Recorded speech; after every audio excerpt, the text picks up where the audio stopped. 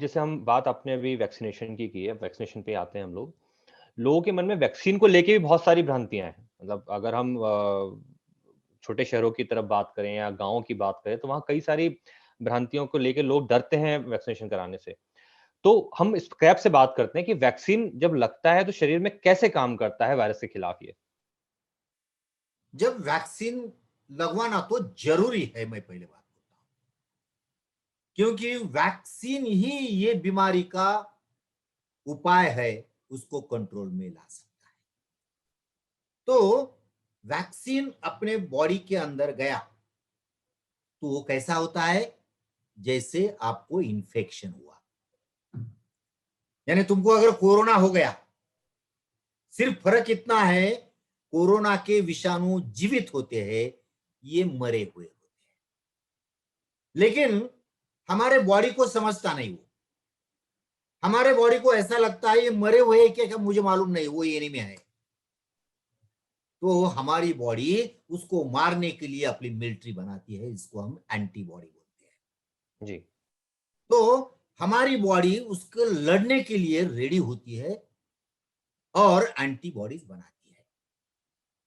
अब एक वैक्सीन का डोज लिया तो पूरा नहीं होता, इसका मत का रीजन ऐसा है कि पहला डोज एंटीबॉडी बनाएगा, तुमको सिक्योरिटी देगा, लेकिन मेमोरी जो बोलते हैं, वो मेमोरी देने में पहला डोज कामयाब नहीं है। मेमोरी बोले तो कभी-कभी क्या, मैं हमेशा जी, बोलता हूं, मेरा बच्चा यूएसए में है, वो 2 साल के बाद भी आया तो मैं ऐसा पूछता नहीं, उसको नहीं पूछता आप कहां से आए हो। मेरा बच्चा मुझे तो मेमोरी में है। बिल्कुल। बिल्कुल उसी तरह अपने बॉडी में मेमोरी सेल्स होते हैं, तो उसको मेमोरी देने के लिए दूसरी डोज की जरूरत होती है। दूसरा डोज लेने के बाद अपने बॉडी में मेमोरी सेल बनते हैं, वो 1 साल तक पहचान सकते हैं एनिमी को।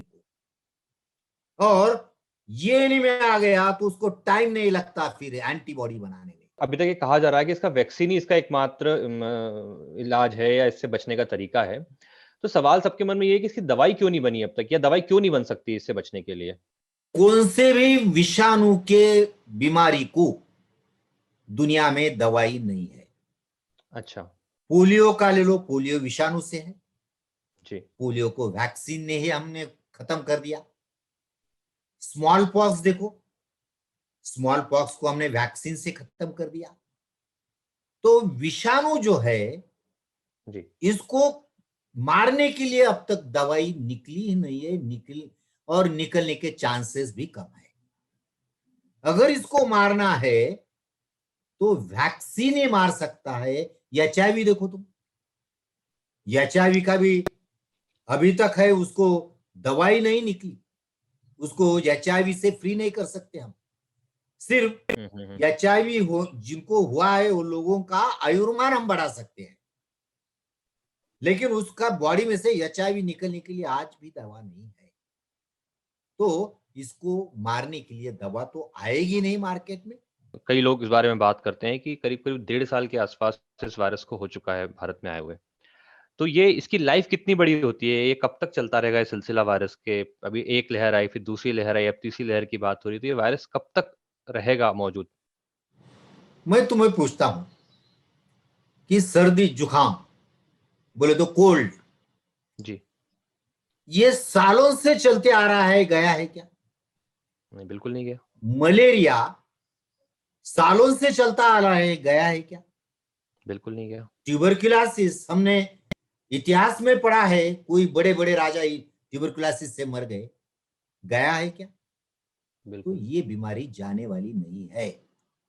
ये 10 साल जाने वाली नहीं है, 20 साल, सिर्फ हम उस पर काबू ला सकते हैं। बिल्कुल सही बात कह रहे तो हैं। काबू लाने के लिए सोशल डिस्टेंसिंग, मास्क और साबुन से हाथ धोना, और तीसरा वैक्सीनेशन।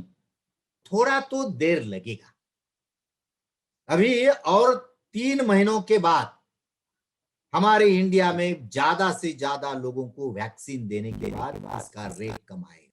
4 दिन पहले एक न्यूज आई थी कि थर्ड वेव आने वाली है। बिल्कुल। लोग डर गए, मैं गुस्से में आया, ये गलत है। थर्ड वेव कब आएगी? अगर शासन फेल हो गया तो थर्ड वेव आएगी। इसका मतलब तुम ऐसा बोलते हैं क्या कि गवर्नमेंट विल फेल, गवर्नमेंट को सक्सेस नहीं मिलेगा? गवर्नमेंट को सक्सेस मिलने वाला है, क्योंकि वैक्सीनेशन अच्छी तरह से चल रहा है, तो थर्ड वेव इंडिया में नहीं आने वाली। तो डरते क्यों? अच्छा, इसमें इसमें जो लोग पॉजिटिव हो चुके होते हैं, जैसे जो पॉजिटिव होके ठीक हो गया, अब वो कितने दिन बाद अपना वैक्सीनेशन करा सकता है ठीक होने के बाद? हाँ, बहुत अच्छा सवाल है आपका, और ये आजकल कॉमन लोगों के मन में है। तो हमारा साइंस ऐसा बोलता है कि अगर आपको कोरोना हो गया, तो जिस दिन आरटीपीसीआर पॉजिटिव आया, उससे गिनो, उस दिन से स्टार्ट करो, 45 दिन, 30 से 45 दिन के बाद दूसरा डोज तुम ले सकते हो, वैक्सीन ले सकते हैं। हाँ, पहला डोज का पहला डोज 30 से 45 दिन, उसके बीच में आप वैक्सीनेशन ले सकते हैं, लेकिन 30 डेज के अंदर लेने की जरूरत नहीं। No use at all. कोई लेडी प्रेग्नेंट है और उसका प्रेगनेंसी का मान लो 6वां या 8वां महीना है, 8वां वीक है, तो वो वैक्सीनेशन करा सकती है? बिल्कुल नहीं। उसका अच्छा। रीजन भी बोलता हूं मैं।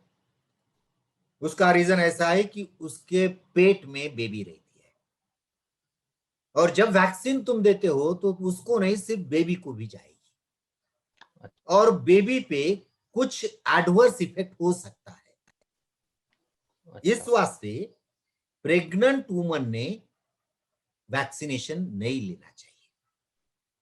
तो वो और कब तक? हाँ। हाँ, बोलता हूं ना, डिलीवरी तक नहीं लेना चाहिए। अच्छा। और इस पे और ट्रायल चल रहे हैं। जी। ट्रायल के बाद परिणाम आएंगे कि बेबी को पे कुछ असर होता है या नहीं। अगर समझो ट्रायल के बाद हमें समझ में आया कि आप बेबी पे भी कुछ असर नहीं होता, तो परमिशन देंगे। लेकिन आज तो ट्रायल हुए नहीं है, तो आज डिलीवरी तक वैक्सीन नहीं लेना चाहिए। लेकिन जो लेडी फीडिंग करती है, मिल्क फीडिंग, हम्म। तो ब्रेस्ट फीडिंग हम उसको बोलते हैं, तो ब्रेस्ट फीडिंग देने हम्म। वाली लेडी ले सकती है, no problem. Thank you so much. तो हिंदुस्तान फोकस में आज इतना ही। हम फिर हाजिर होंगे नए विषय के साथ। तब तक आप देखते रहिए लाइव हिंदुस्तान।